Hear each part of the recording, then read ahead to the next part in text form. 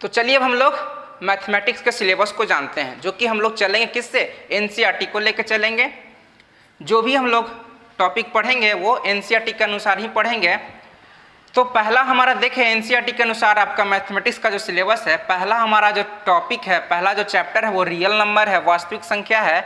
अब बात करते चलेंगे हम लोग चैप्टर की भी बात करेंगे, कौन कौन सा चैप्टर पढ़ना है, उसके साथ साथ ये भी बात करेंगे कि कौन कौन से चैप्टर से कितने मार्क्स के क्वेश्चन पूछ लिए जाते हैं, ताकि आप लोग को अंदाज़ा लग पाए कि आप किस तरह से तैयारी कर पा रहे हैं और कितना तैयारी अच्छे से करने की ज़रूरत है।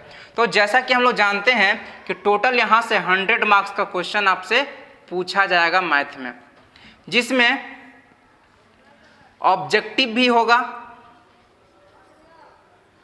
ऑब्जेक्टिव और सब्जेक्टिव दोनों तरह का होगा।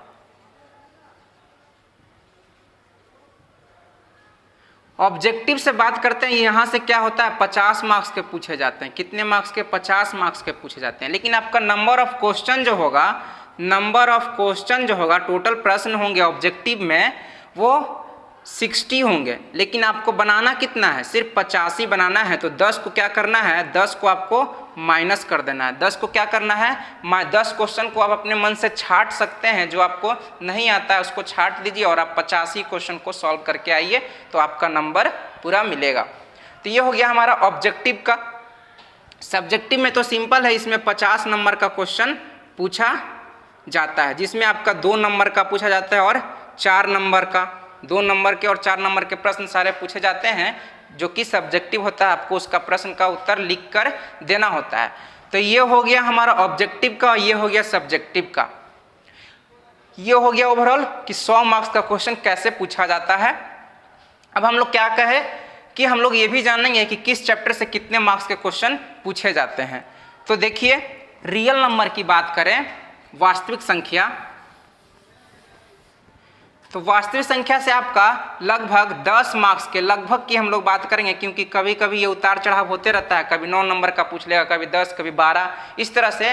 तो लगभग हम लोग लेके चलेंगे, तो इसमें से 10 मार्क्स के क्वेश्चन पूछे जाते हैं। आपका पहला चैप्टर जो है टोटल मिलाकर, बहुपद की बात करें, दूसरा चैप्टर आपका आता है बहुपद, पॉलिनोमियल।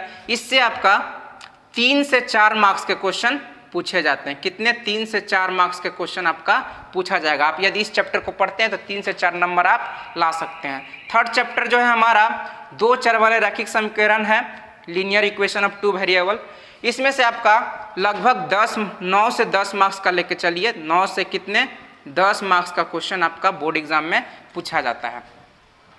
नेक्स्ट चैप्टर जो है द्विघात समीकरण, क्वाड्रेटिक इक्वेशन। यहाँ से क्या होता है, 4 से 5 मार्क्स का, 4 से 5 मार्क्स का आपका पूछा जाता है। ये सारा चैप्टर हम लोग बारी बारी से पढ़ेंगे।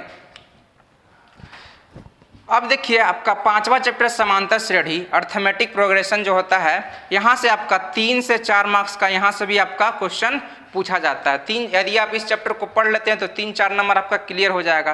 त्रिभुज की बात करेंगे, त्रिभुज में आपका एक थ्योरम आता है और कुछ उस पर थ्योरम से रिलेटेड क्वेश्चन आते हैं, और ऑब्जेक्टिव सब्जेक्टिव सब मिलाकर आपका लगभग 10 नंबर, 8 से 10 नंबर का आपका क्वेश्चन कहाँ से पूछ लिया जाएगा, त्रिभुज वाले चैप्टर से। ठीक है, तो त्रिभुज वाला चैप्टर बहुत ही इंपॉर्टेंट है। आप यदि त्रिभुज वाला चैप्टर पढ़ते हैं तो थ्योरम और उससे रिलेटेड जो भी क्वेश्चन होता है उसको बनाएंगे तो आपका 10 नंबर के आसपास का आपका आ जाएगा। 7वां चैप्टर जो है आपका निर्देशांक ज्यामिति, कोऑर्डिनेट ज्योमेट्री। यहाँ से आपका 10 नंबर का कम से कम ऑब्जेक्टिव और सब्जेक्टिव मिला के चल लीजिए तो आपका 10 नंबर के आसपास का क्वेश्चन पूछा जाता है। तो ये हो गया हमारा 7 चैप्टर हो गया। 7 चैप्टर का लगभग हम लोग बात कर ली। अब हम लोग देखते हैं, और टोटल 15 चैप्टर हम लोग को पढ़ना है एनसीईआरटी में, यानी कि हमारे सिलेबस जो है मैथ का उसमें 15 चैप्टर है, जिसमें से हम लोग 7 चैप्टर पे बात कर लिए कि कौन कौन सा चैप्टर हम लोग को पढ़ना है, किस चैप्टर से कितने मार्क्स के क्वेश्चन पूछे जाएंगे। अब चलिए हम लोग देखते हैं नेक्स्ट जो हमारा चैप्टर है वो देखते हैं।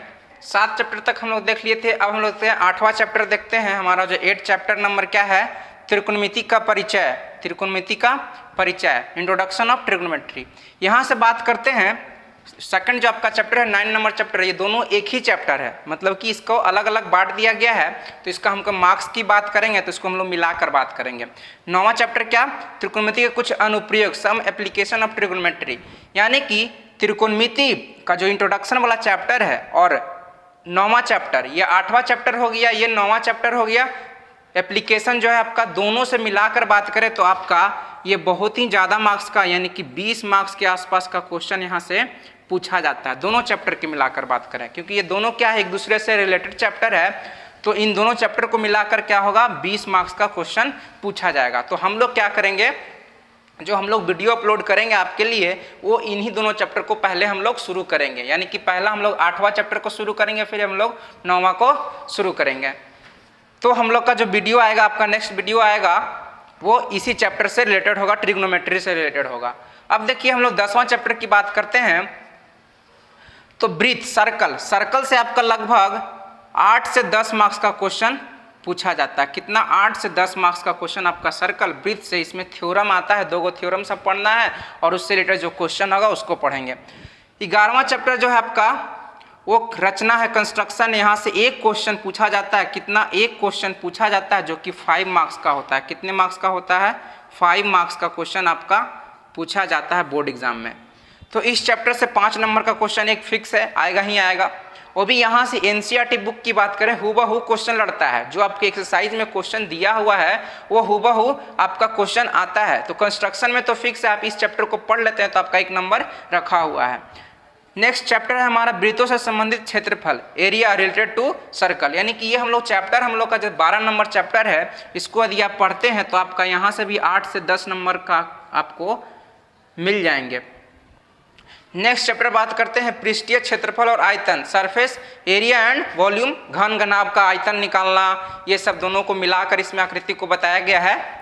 तो ये वाला चैप्टर आप पढ़ते हैं तो इसको भी आप पढ़ने से क्या करेंगे, 10 से 12 नंबर का आप 10 से 12 नंबर का क्वेश्चन आप